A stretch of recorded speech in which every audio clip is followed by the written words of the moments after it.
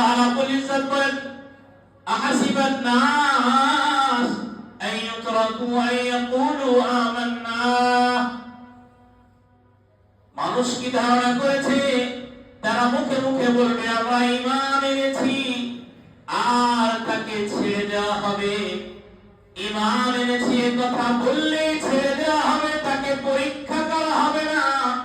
মানুষ কি এটা ধারণা করে? আহাসিবান নাস আন ইউতরাকু আন ইয়াকুলু আমান্না ওয়া হুম লা ইফতানুন।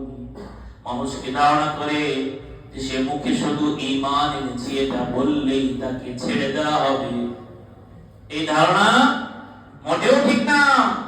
এই ধারণা থেকে বের হয়ে আসতে হবে। তাহলে আল্লাহ রাব্বুল ইজ্জতের এই আয়াত থেকে বোঝা যায় পরীক্ষা হবে, পরীক্ষা হবে। যে ঈমানের বদৌলতে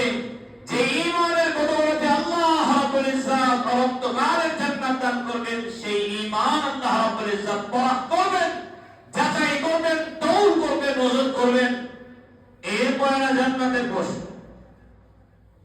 স্পষ্ট ভাষা আল্লাহ রাব্বুল ইজ্জত দারুণ তাকিদ দিয়ে অবশ্যই আয়াতের মধ্যে দুইবার বলেছেন, লামে তাকিদ বা নুনে তাকিদ। ولنبلونكم بشيء من الخوف والجوع ونقص من